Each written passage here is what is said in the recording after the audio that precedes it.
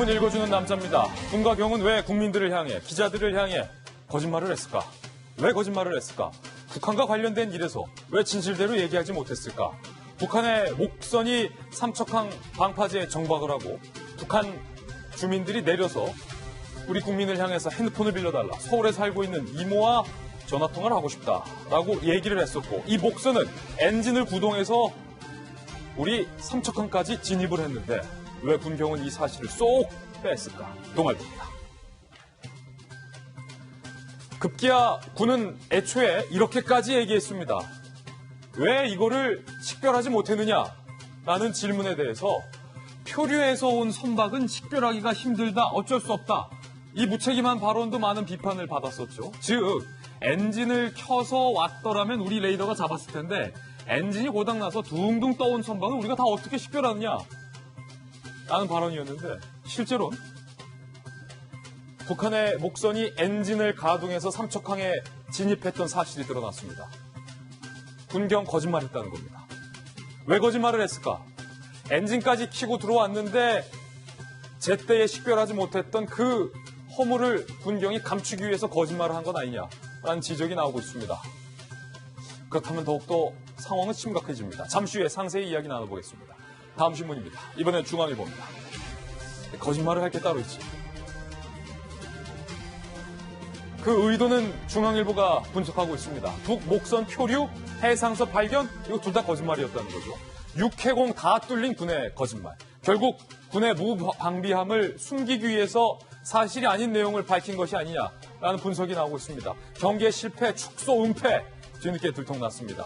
군 기강 회의에 대한 강한 비판이 쏟아지고 있습니다. 정경두 국방장관은 실태 점검에서 책임 있는 사람에게 책임을 묻겠다라고 밝혔지만 야당에서는 당신이 책임져야 한다라고 비판을 하고 있는 상황입니다. 잠시 후에 그 목소리도 들어보겠습니다.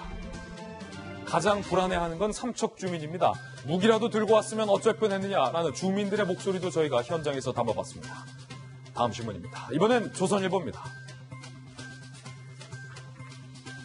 손혜원 의원과 관련해서 또 다른 의혹이 제기됐습니다.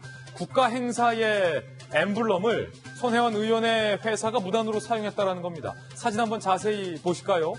시민단체가 손혜원 의원을 고발한 내용입니다. 검찰이 수사에 착수했는데 보시면요.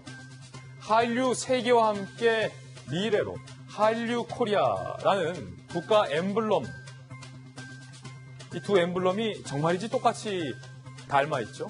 앞에는 하이엔드, 뒤에는 한류라고 써있는 그 차이밖에 없습니다. 국가 행사에 쓰였던 엠블럼을 손혜원 의원 회사가 무단으로 사용했다. 시민단체의 혐의인데 이에 대해서 손혜원 의원 측은 개인 사업을 위해 미리 써둔 글씨를 국가 행사에 내가 공짜로 제공했던 것이다 라고 해명을 했습니다. 잠시 후에 이 이야기도 다뤄보겠습니다. 만약에 이 주장이 사실이라 하더라도 국가에 공짜로 줬던 것을 다시 갖다 쓴다? 가능한 일일까요? 다음 신문입니다. 이번엔 한국일보입니다. 한국일보가 오늘 굉장히 의미 있는 보도를 하고 있습니다. 보안 문서냐 아니냐, 이게 지금 논란이 되고 있는 상황인데 한국일보가 그 보안 문서를 단독으로 입수했는데요. 지도 한번 보시죠. 목포시장이 카페에서 손혜원 의원을 만나고 은밀하게 건넨 그 문서 안에 무슨 내용이 담겨 있었을까? 이 적상가우스 게스트하우스를 조성하겠다라는 목포시의 도시개발 계획이 담겨 있었다. 게스트하우스촌을 만들겠다라는 계획이 이렇게 담겨 있었던 사실이 확인됐습니다. 그런데 공교롭게 손혜원 의원이 이 자료를 받고 딱 한 달 뒤에 문제가 되고 있는 창성장을 구입했고, 더 공교로운 건 매우 우연의 일치일지 모르겠으나 손혜원 의원이 그 창성장을 목포 개발 계획에 담겼던 것처럼 게스트하우스로 개조를 했다는 겁니다. 차명으로 거래했다. 검찰은 이렇게 보고 있는데 과연 시청자 여러분께서는 이 내용 어떻게 보십니까? 손혜원 의원이 보안 문서를 기반으로 창성장을 구매했다라고 보십니까? 아니면 손혜원 의원의 주장대로 보안 문서는 읽지도 않았는데 우연히 창성장을 구입했는데 그게 그 근처였고 우연히 창성장이 게스트하우스로 개조된 것이라고 보십니까? 잠시 후에 이 이야기 나눠보겠습니다. 다음 신문입니다. 이번엔 경향신문입니다. 안민석 의원의 발언이 현재 논란이 되고 있는데 지역구 오산 주민들이 근처에 설립하겠다는 이 정신병원에 대해서 반대하고 있는데요.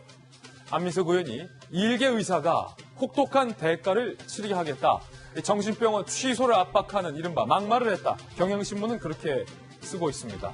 안민석 의원은 공청회에서 만약에 해당 의사가 소송 때는 3대가 고통받게 해주겠다라는 발언을 한 것으로 전해지고 있고요. 이 발언에 대해서 의사협회는 발끈을 해서 국회 앞에서 1인 시위를 하고 있는 상황입니다.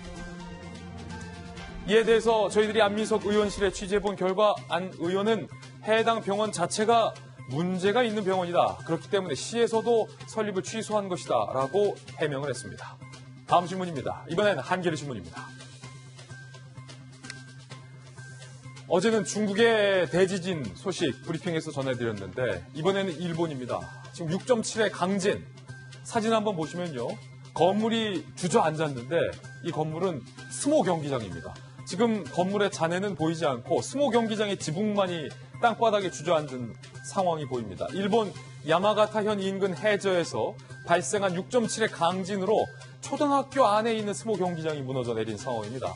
지진으로 야마가타, 나가타 등등 4개 현에서 26명이 부상을 당한 상황입니다. 그제 중국 그리고 어제 일본 이 지진으로 인한 피해, 인명피해가 없도록 조속히 좀 복구를 저희들도 응원해 보겠습니다. 지금까지 신문 읽어주는 남자였습니다.